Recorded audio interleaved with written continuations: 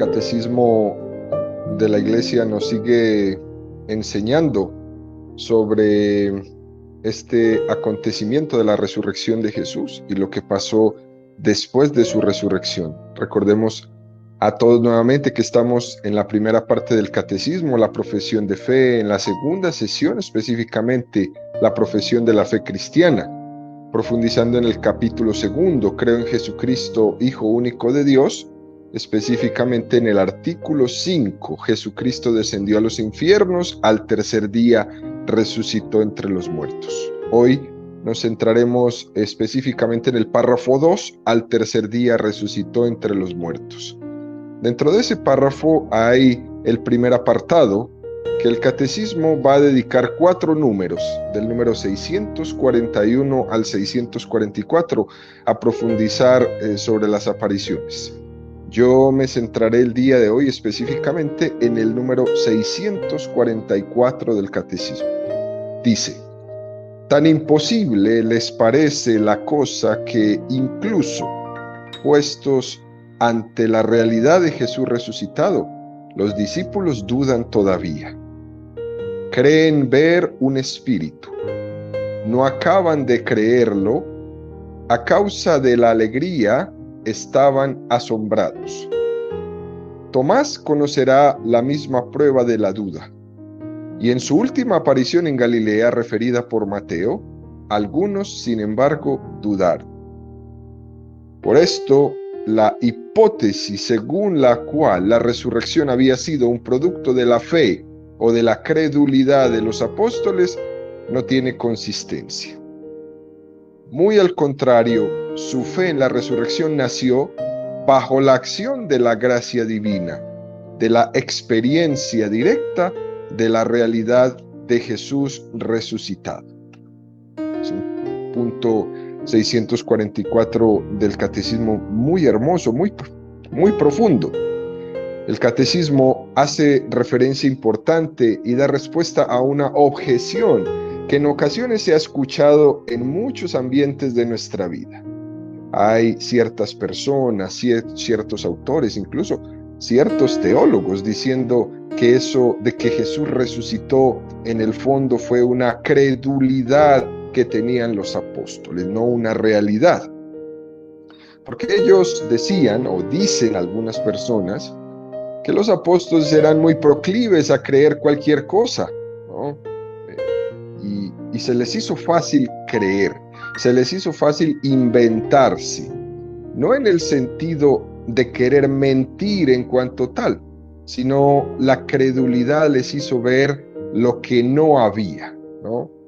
Que por cierto es importante que enfatice un poquito en esto. Hoy día existen muchas personas que tienen esa tendencia a ser visionistas, ¿no? A ser visionistas, muy visionarias, un poco salidas de la realidad, ¿no? Que tienden a ver cosas donde no las hay, o que tienden a ver cosas, pues, ver más de lo que hay, ¿no? Que dicen que han tenido apariciones, que han tenido revelaciones, y son muchas, y cada vez aparecen más y más personas que dicen haber tenido este tipo de experiencias visionarias. Hay muchos que dicen que los apóstoles serían así, ¿no? Visionarios. Y el Catecismo de la Iglesia responde diciendo no, los apóstoles no eran unos visionarios. No fue la fe de los apóstoles la que hizo la resurrección, sino al contrario, es la resurrección la causa e inicio de la fe de los apóstoles. Para entender una cosa hay que verla en el conjunto del Evangelio. Todos los hechos que nos ofrecen los evangelios forman pues una imagen global. Y vamos a ver qué tipo de psicología tenían estos apóstoles para darnos cuenta que realmente ellos pues no eran unos visionarios. En los evangelios vemos algo contrario a esta acusación que algunos tienen de los apóstoles. Más bien, los apóstoles tenían un tipo de psicología, lejos de ser muy mística o muy desligada de los hechos reales.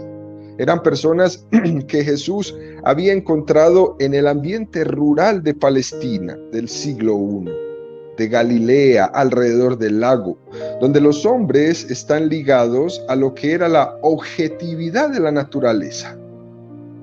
Lo propio de unos pescadores era vivir en la realidad, en la verdad del momento.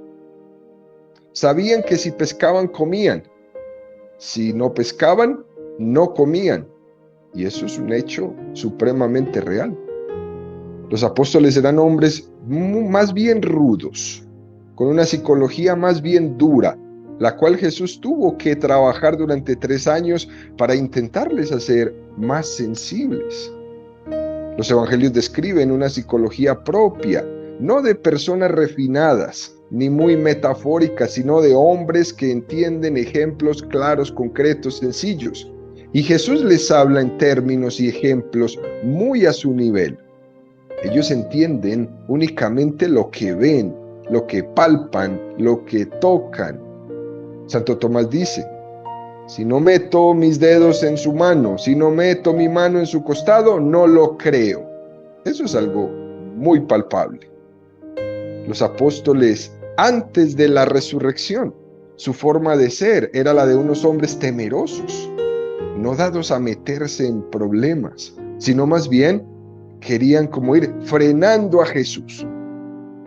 Lo vemos en el Evangelio de San Mateo, capítulo 10, versículo 32 al 34. Iban de camino subiendo a Jerusalén, y Jesús marchaba delante de ellos. Ellos estaban sorprendidos, y los que le seguían tenían miedo. Tomó otra vez a los 12 y comenzó a decirles lo que les iba a suceder. Mirad que subimos a Jerusalén, y el Hijo del Hombre será entregado a los sumos sacerdotes y a los escribas. Le condenarán a muerte y le entregarán a los gentiles, y se burlarán de él, le escupirán, le azotarán y le matarán, y a los 3 días resucitará. Vemos en estos apóstoles una psicología muy asustadiza. Ellos no son soñadores que se lanzan a los peligros. Lo vemos también en el Evangelio de San Juan, capítulo 18, versículo 25. Estaba allí Simón Pedro calentándose y le dijeron: ¿no eres tú también uno de sus discípulos?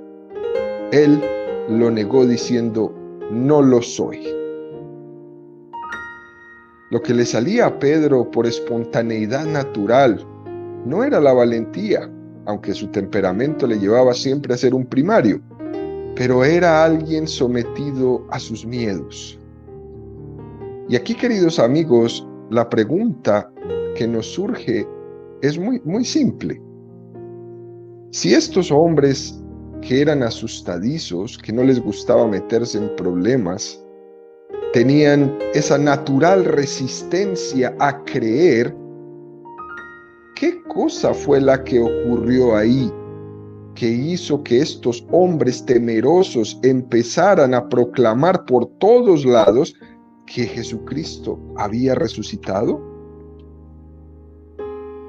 Veamos el texto que nos ofrecen los Hechos de los Apóstoles, capítulo 5, versículo 29 al 32. Les trajeron pues y les presentaron en el Sanedrín. El sumo sacerdote les interrogó y les dijo: os prohibimos severamente enseñar en ese nombre, y sin embargo vosotros habéis llenado Jerusalén con vuestra doctrina y queréis hacer recaer sobre nosotros la sangre de ese hombre. Pedro y los apóstoles contestaron: hay que obedecer a Dios antes que a los hombres. El Dios de nuestros padres resucitó a Jesucristo, a quien vosotros disteis muerte colgándolo de un madero. A este le ha exaltado Dios con su diestra como jefe y salvador, para conceder a Israel la conversión y el perdón de los pecados. Nosotros somos testigos de estas cosas y también el Espíritu Santo que ha dado Dios a los que le obedecen. Este mismo Pedro, que había negado antes diciendo yo no lo conozco, ese Pedro mismo, ahora se le había quitado el susto, se le había quitado el miedo, y estaba nada menos y nada más que ante el Sanedrín. Ese Sanedrín podría apresarlo en ese momento por esas palabras que dijo: hay que obedecer a Dios antes que a los hombres. ¿Qué fue lo que pasó aquí? ¿Qué cosa cambió la mentalidad de estos hombres? Uno no reconoce a estos hombres que antes eran unos cobardes, ahora son unos valientes. Ellos llegan a proclamar ante el Sanedrín que la resurrección de Jesús ha rescindido la sentencia del Sanedrín, la ha tirado por el piso. Y esto es muy, muy importante, porque en ese momento el Sanedrín era la máxima autoridad de Israel. El Sanedrín era quien representaba la autoridad de Dios en la tierra. Y hay que ser muy valientes para hacer esta afirmación. El Dios de nuestros padres resucitó a Jesús, a quien vosotros disteis muerte colgándolo de un madero. La crucifixión de Jesús fue el cumplimiento de la sentencia de la máxima autoridad de Israel, ese Sanedrín. Lo dice también el texto de Hechos de los Apóstoles, capítulo 3, versículo 14 y 15. Vosotros negasteis del sumo y del justo, del santo y del justo, y pedisteis que se os hiciera gracia de un asesino, y matasteis al jefe que lleva la vida. Pero Dios le resucitó de entre los muertos, y nosotros somos testigos de ello. También en Hechos 10:39, y nosotros somos testigos de todo lo que hizo en la región de los judíos y en Jerusalén, a quien llegaron a matar colgándole de un madero. A este Dios le resucitó al tercer día y le concedió la gracia de aparecerse no a todo el pueblo, sino a los testigos que Dios había escogido de antemano, a nosotros, que comimos y bebimos con él después que resucitó de entre los muertos. Y también en Hechos 13, 27, 31, los habitantes de Jerusalén y sus jefes cumplieron, sin saberlo, las escrituras de los profetas que se leen cada sábado. Y sin hallar en él ningún motivo de muerte, pidieron a Pilato que le hiciera morir. Y cuando hubieron cumplido todo lo que referente a él estaba escrito, le bajaron del madero y le pusieron en el sepulcro. Pero Dios lo resucitó de entre los muertos. Vemos pues, queridos amigos, que el atrevimiento de los apóstoles era grande. Llega hasta el punto de proclamar que la sentencia de ese Sanedrín, Dios en la resurrección de Jesucristo la ha derogado, la ha hecho inválida. Los apóstoles se establecen en Jerusalén proclamando el escándalo de la cruz, anunciando a un Mesías milagroso, glorioso. Y todo esto exige una explicación, como lo exige el hecho de que los apóstoles aceptaran la idea de un Mesías crucificado, que era algo ignominioso, era un escándalo para los judíos. Ellos aceptaron aquella contradicción aparente que antes no la aceptaban y que antes se esforzaban por alejar a Jesús de esa cruz. Es más, proclaman que existe ese escándalo. Necedad para los gentiles, escándalo para los judíos, pero para nosotros fuerza de Dios y sabiduría de Dios. La muerte de Cristo había supuesto una crisis en la fe de los apóstoles. Jesús les había dicho: todos os vais a escandalizar, heriré al pastor y se dispersarán las ovejas. Los discípulos de Emaús iban decepcionados por el camino, porque habían visto que sus esperanzas las veían frustradas. De hecho, le dicen a Jesús: nosotros esperábamos que Él era el que iba a liberar a Israel. Pero ya ves, llevamos 3 días desde que su muerte ocurrió y no hemos sabido nada. Y aquí ha ocurrido un acontecimiento. Ese acontecimiento que sucedió en estos apóstoles tiene que ser supremamente trascendental. De lo contrario, no se explicaría uno cómo pudo ser este cambio. ¿Qué fue lo que pasó ahí? La resurrección hace que lo entiendan todo desde otra perspectiva.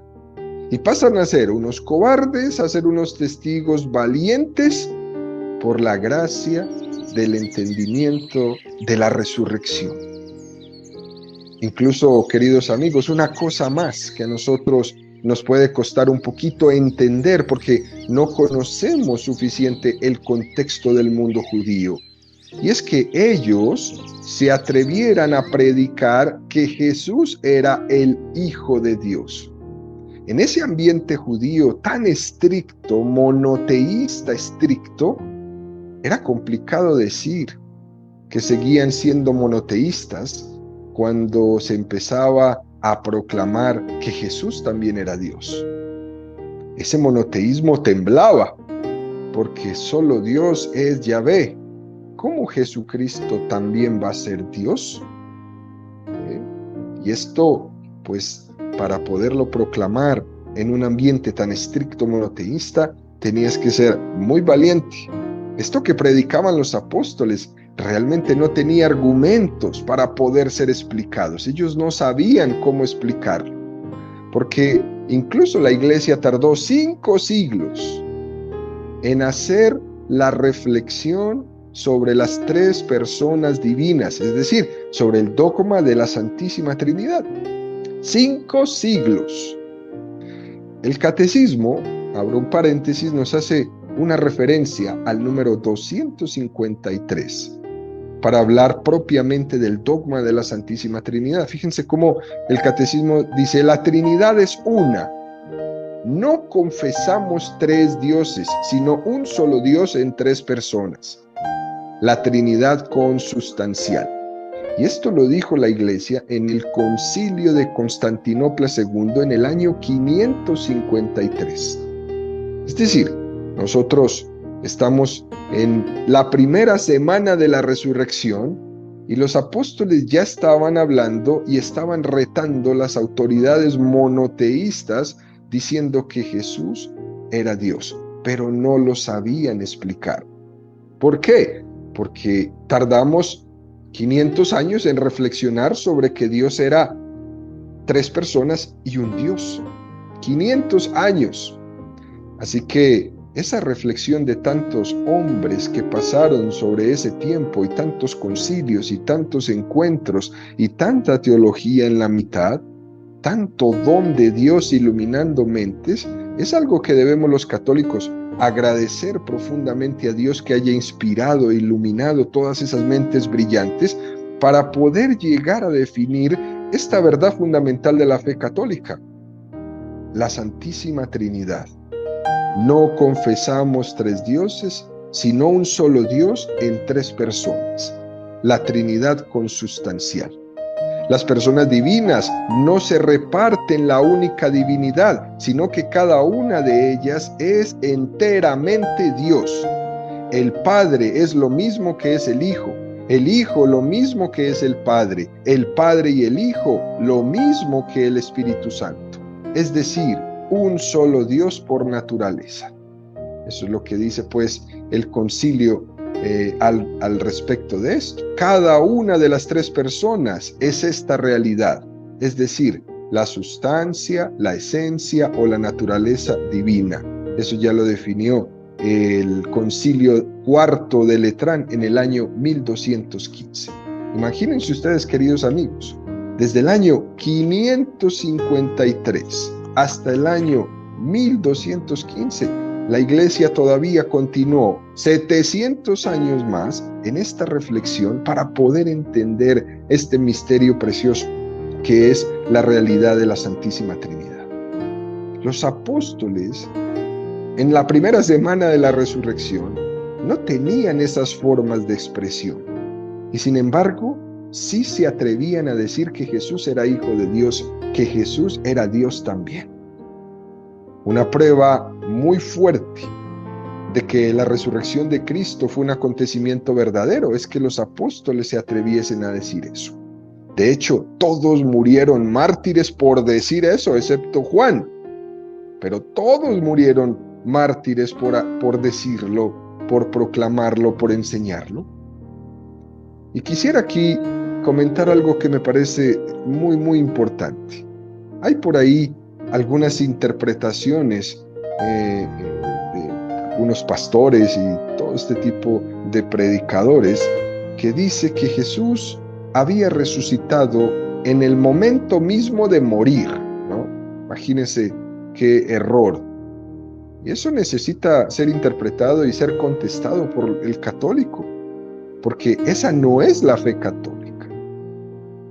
De la misma forma que a veces se dice en algún funeral que uno escucha por ahí a alguno de estos pastores decirle a las familias, nuestro hermano ha resucitado.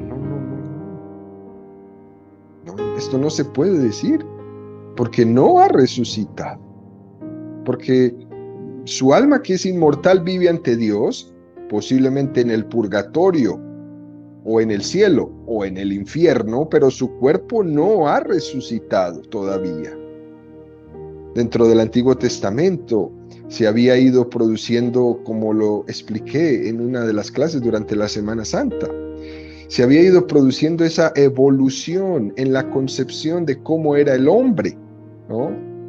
Para los que quieran la referencia, el número 633 del Catecismo nos lo explicaba. Hay textos en el Antiguo Testamento que nos hablan de esta resurrección, pero Israel fue poco a poco entendiendo y matizando y profundizando este concepto. Hasta el tiempo o el momento que llegó Jesús ya había esa concepción entre un cuerpo y un alma, ¿no? Entre lo que era un cuerpo y un alma. Y dónde iban las almas después de la muerte, hablamos de eso, del Sheol muchas veces. Daniel 12, 1, 2 dice, en aquel tiempo surgirá Miguel, el gran príncipe que defiende a los hijos de tu pueblo. ¿Será aquel un tiempo de angustia como no habrá habido hasta entonces otro desde que existen las naciones? En aquel tiempo se salvará tu pueblo, todos los que se encuentren inscritos en el libro. Muchos de los que duermen en el polvo de la tierra se despertarán, unos para la vida, otros para el oprobio, para el horror eterno. Y esto es lo que la fe pues nos enseña. Cada uno después de su muerte tendrá su juicio particular e irá al lugar que ha preparado durante su vida, cielo, purgatorio o infierno. Y en el momento de la resurrección, todos resucitaremos, todos.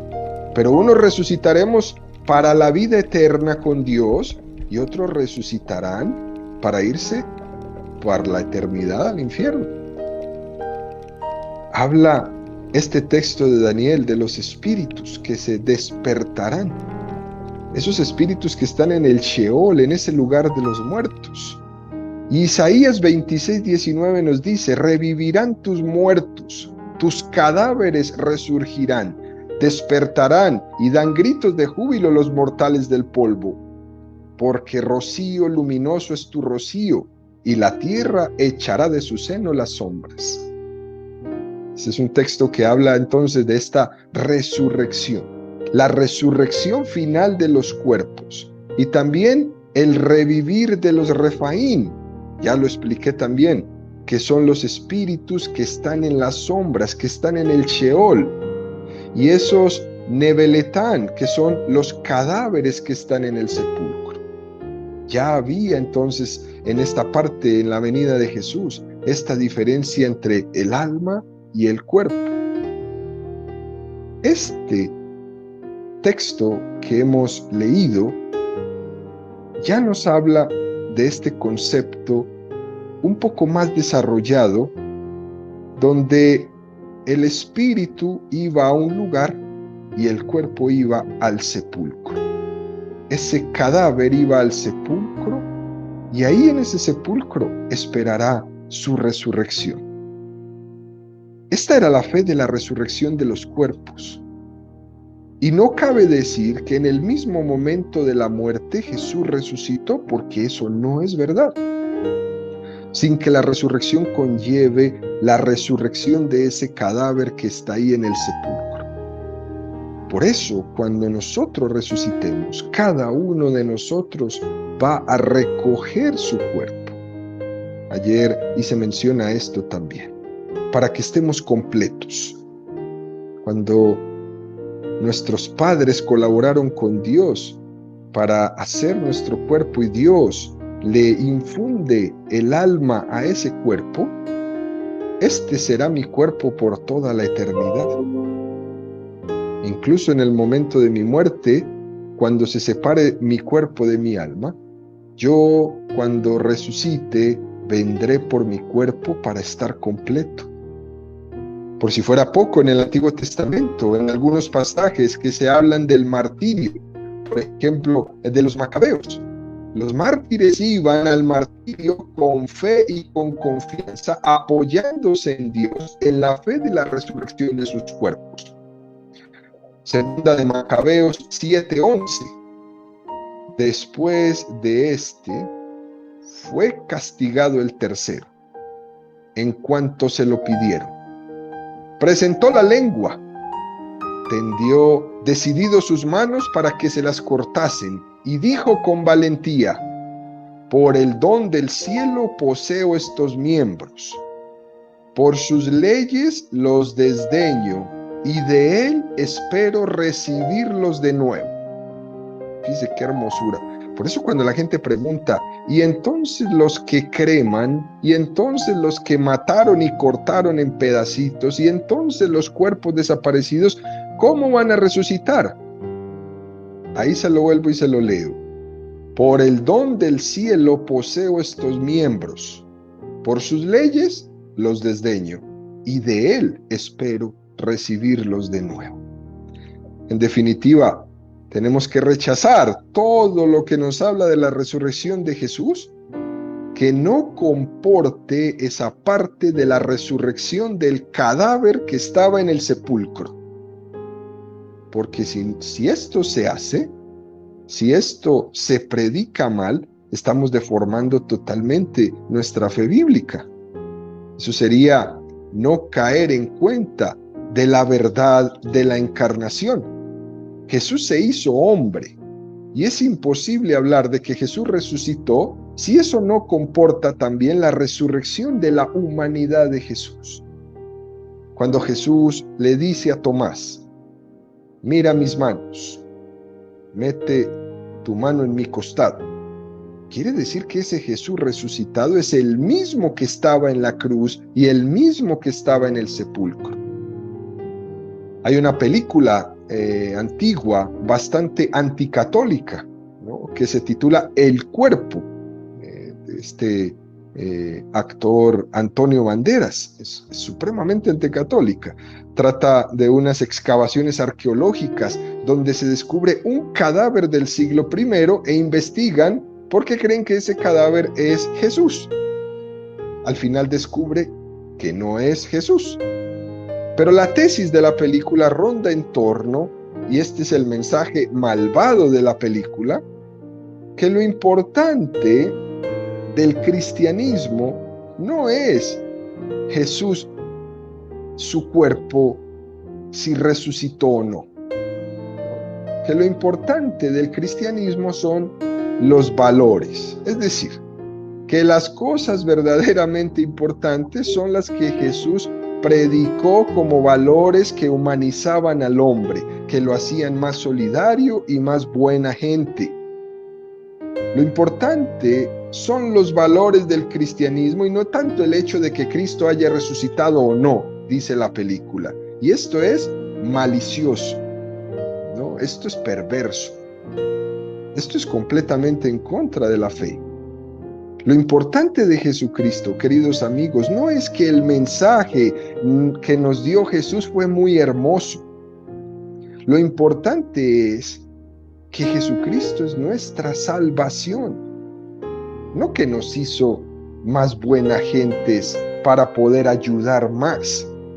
Lo importante es que su resurrección vence la muerte, que en su resurrección hemos vencido al pecado. Y existe ese peligro de que reduzcamos el cristianismo, el catolicismo, simplemente a unos valores, olvidando que lo importante es este acontecimiento de la resurrección. De muy poco nos serviría las palabras de Jesús, tan buenas, si Él no hubiera resucitado. Esta es la fe católica. Termino con Hechos de los Apóstoles 2, capítulo 2, versículo 30-31. Profeta como era, y sabiendo que le había jurado solemnemente que sentaría sobre su trono a uno de sus descendientes, con visión profética habló de la resurrección del ungido, que ni sería abandonado en los infiernos, ni su carne experimentaría la corrupción. San Pedro habla en este texto que la carne del ungido no experimentaría la corrupción. Por tanto, San Pedro estaba hablando de la resurrección del sepulcro.